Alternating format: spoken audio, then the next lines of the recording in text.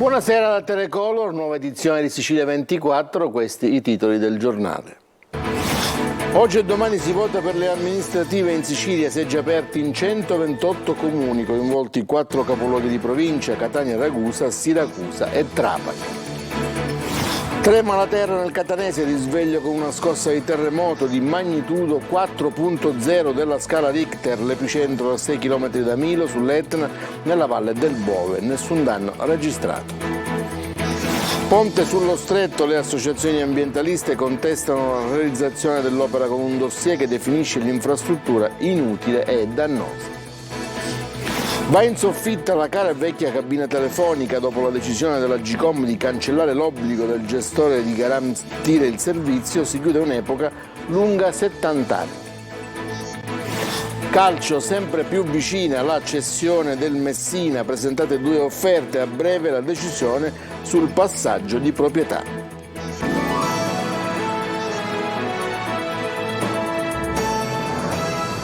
Ancora buonasera da Telecolor, operazione di voto in corso in 128 comuni siciliani chiamati a eleggere sindaci e consigli comunali. La città più grande delle urne è Catania, qui le schede consegnate all'elettore sono 2, oltre al sindaco e al consiglio si rinnovano infatti anche le 6 circoscrizioni. Ecco quando si vota e come si vota in questo servizio in Maglio Viola.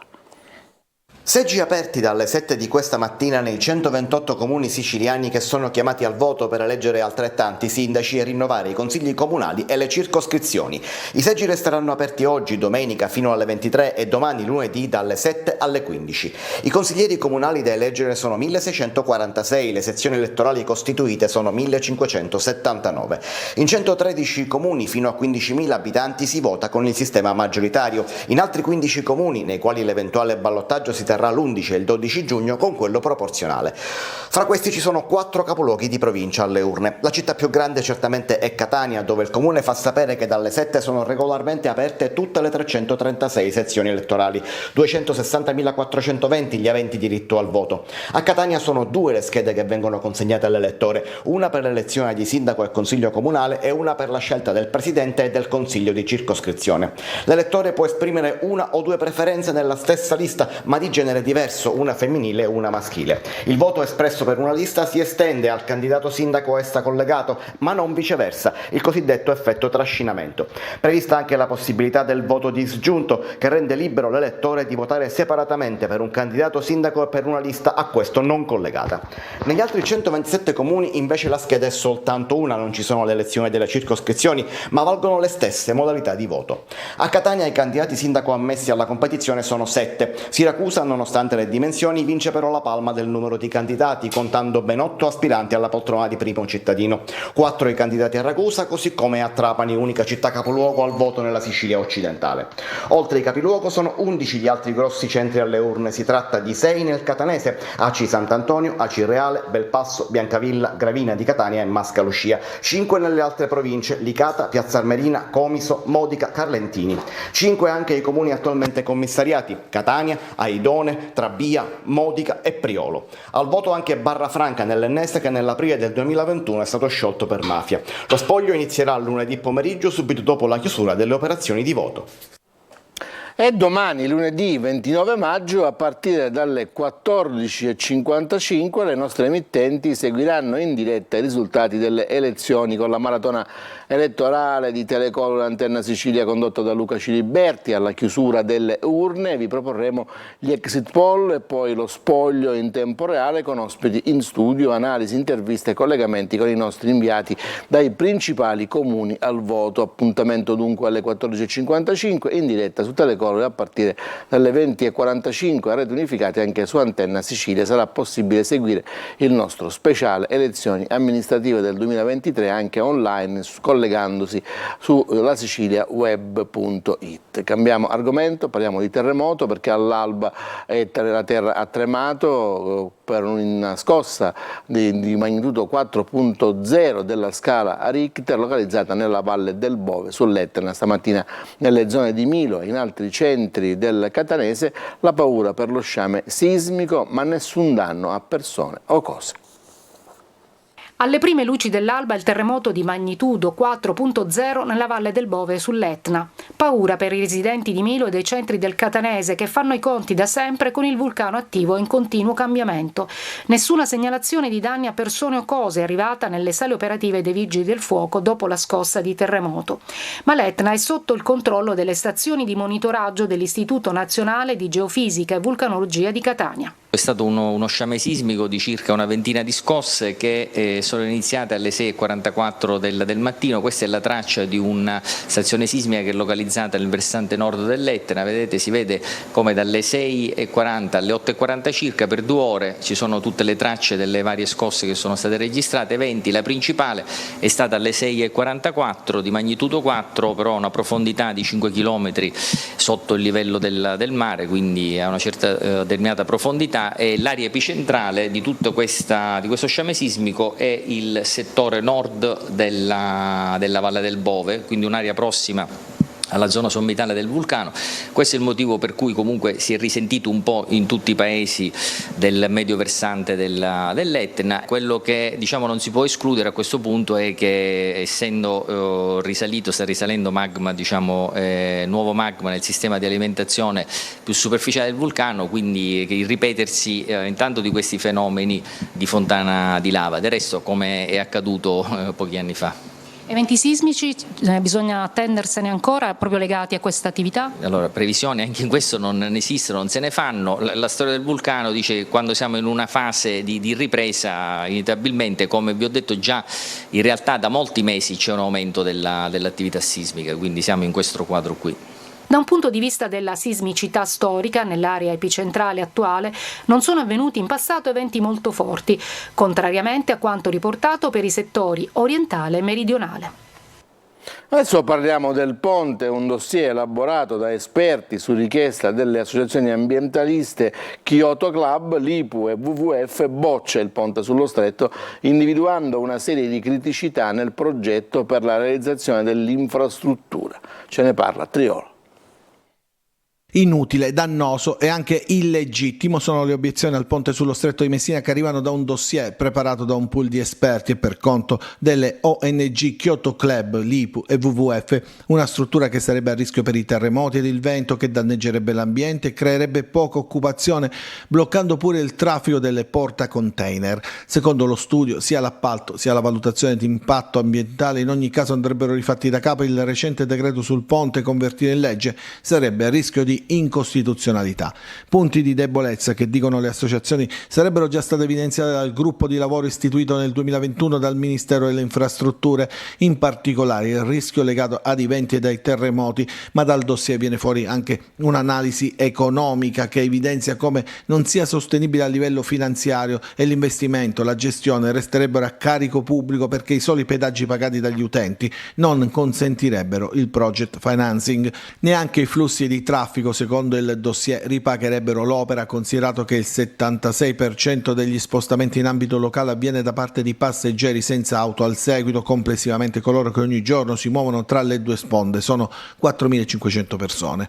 Il canone di utilizzo dell'infrastruttura ferroviaria sarebbe molto elevato, mentre il traffico su gomma previsto sul ponte sarebbe di 11.600.000 auto a fronte di una capacità annua dell'infrastruttura pari a oltre 52 milioni di auto. Anche i dati sull'occupazione nel cantiere indicati dal governo, secondo lo studio commissionato dagli ambientalisti, sarebbero sovradimensionati e stimano un'occupazione media mensile di non più di 507 addetti.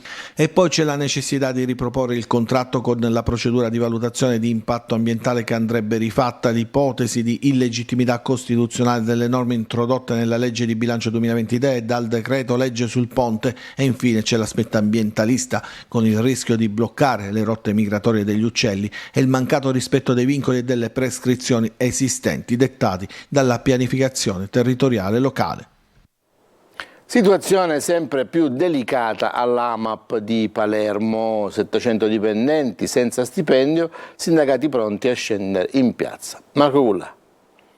Il sequestro preventivo adesso rischia di diventare un macigno per l'azienda AMAP a Palermo. L'indagine della Procura europea e della Guardia di Finanza sulle presunte irregolarità sul prestito da 20 milioni della Banca di Investimenti Europei all'AMAP per rinnovare il disastroso sistema dei depuratori, per cui sono indagati l'amministratore unico Alessandro Di Martino, il predecessore Maria Prestigiacomo e il direttore generale Giuseppe Aragonese, rischia di travolgere i conti dell'azienda di acqua e depurazione. 700 dipendenti infatti al momento sono rimasti senza stipendio, bonifici bloccati dopo il sequestro preventivo, sindacati già in assetto di guerra, lavoratori che domani faranno un sit-in di protesta in prefettura. Molto preoccupati per l'aggressione dei conti correnti bancari di AMAP, perché ha già comportato il mancato pagamento degli stipendi a tutti i dipendenti e comporterà a breve, se non si troverà un'immediata soluzione, il blocco del servizio idrico integrato nei 47 comuni che gestisce AMAP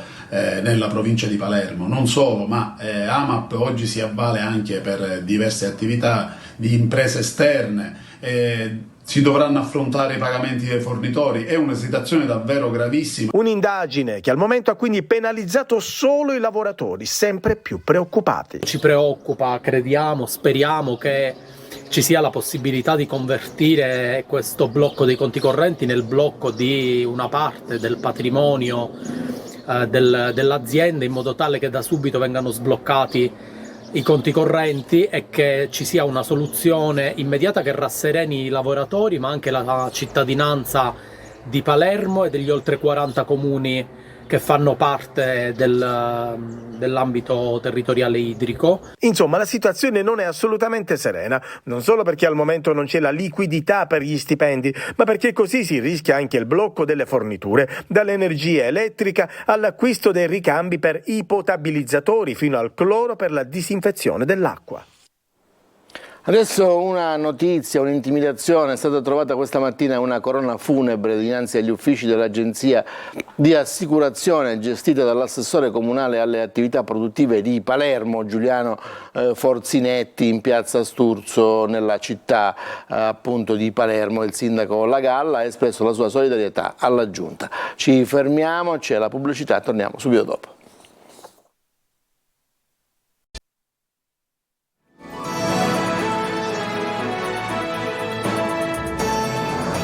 Seconda parte del telegiornale. A Lampedusa opera da oltre 3 anni come mediatore culturale per l'identificazione dei migranti. Un giovane pakistano, il suo lavoro è stato ritenuto indispensabile dal neoquestore di Agrigento, che ha proposto a Ali Hussain Sheikh il conferimento di poliziotto onorario. Ce ne parla Davide Sardo. Ali Hussain Sheikh è un mediatore culturale e sarà presto un poliziotto onorario. Il 35enne pakistano, che da 6 anni vive in Italia, ha meritato il titolo per lo straordinario e indispensabile lavoro svolto all'hotspot di Lampedusa nel velocizzare le procedure di identificazione e consentire un rapido trasferimento dei migranti. Il segno di un grande impegno che svolgo qui da ormai 3 anni insieme ai colleghi del CIES. Il lavoro a Lampedusa è molto impegnativo, ma ciò che c'è fare rimanere vivi comunque lì, fare qualcosa per gli altri. È stato il neoquestore di Agrigento, Emanuele Ricifari, a notare il suo indispensabile lavoro al centro di Contrada Imbriacola e a inoltrare al Dipartimento della Pubblica Sicurezza la proposta di riconoscergli la funzione di poliziotto onorario. Le difficoltà tanto, ma con l'arrivo del questore le cose stanno cambiando. L'istruttoria dell'istanza del questore Ricifari è in corso, ci vorrà però qualche mese per completare l'iter.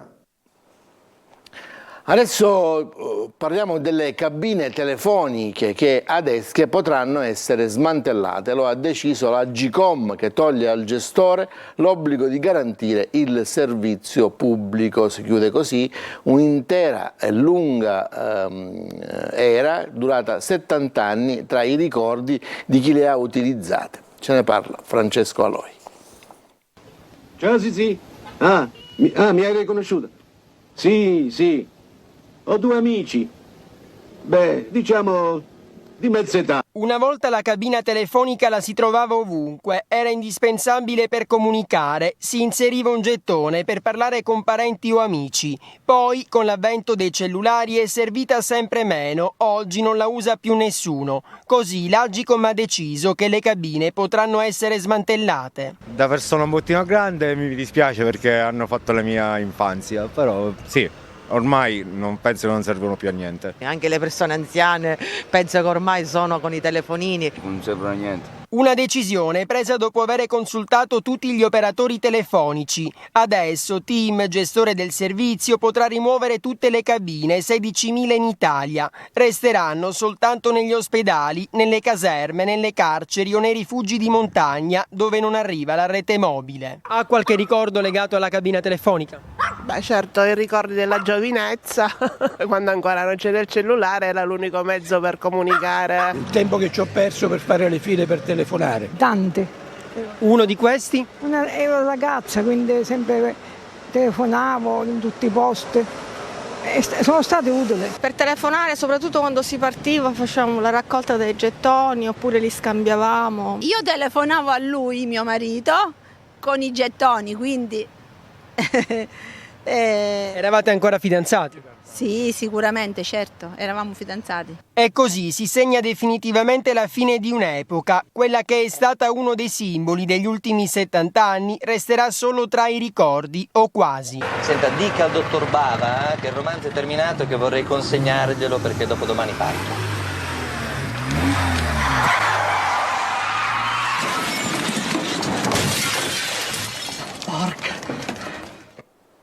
Ci fermiamo, c'è la pubblicità, torniamo subito dopo.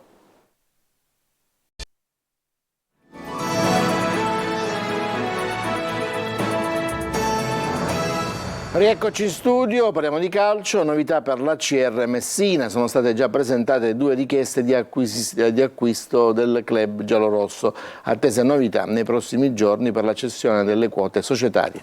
Ce ne parla Sergio Colosi. Dopo incontri, telefonate, chiacchiere, presenze in città ed indiscrezioni di vario genere, la cessione della CR sembra ormai vicina con la presentazione di 2 offerte di acquisto, una direttamente al club giallorosso, l'altra al comune di Messina. Entrambe sono state ritenute congrue dal presidente Pietro Sciotto, che dopo un incontro col sindaco Federico Basile, chiamato a fare da garante dell'operazione, sceglierà presumibilmente entro un paio di giorni a chi affidare il futuro del Messina Calcio. La prima richiesta formulata direttamente a Sciotto è di Emanuele Ilari, imprenditore romano del settore cinematografico e presidente della Madison Cinemas. Già 2 tentativi senza successo per entrare nel calcio. La scorsa estate ha presentato la manifestazione di interesse per rilevare il Catania e a novembre 2022 ha trattato l'acquisto dell'Alessandria in Serie C. Ilari avrebbe proposto una buonuscita maggiore a Sciotto, ma i tifosi sono maggiormente attratti dalla seconda offerta, quella dell'imprenditore Fabrizio Mannino, nato a Palermo 52 anni fa, ma cresciuto a Torino, armatore con attività in Cina e a Dubai e investimenti in piattaforme di petrolio. Con Mannino, supportato anche da una probabile sponsorizzazione di Pietro Franza, il discorso sarebbe più ampio rispetto al calcio e includerebbe anche investimenti in altri settori dell'economia cittadina. Aveva già provato a comprare il Messina lo scorso dicembre, ma adesso i tempi sembrano maturi. Pietro Sciotto ha rilevato dal fratello Matteo, vicepresidente della CR, il rimanente 10% e ora detiene l'intero pacchetto azionario, che a meno di sorprese tra pochi giorni avrà un nuovo proprietario con scadenze da onorare a breve termine per evitare punti di penalizzazione e garantire la regolare iscrizione al prossimo campionato di Serie C. Il TG è finito, grazie per l'attenzione a tutti, buona serata e ancora buona domenica.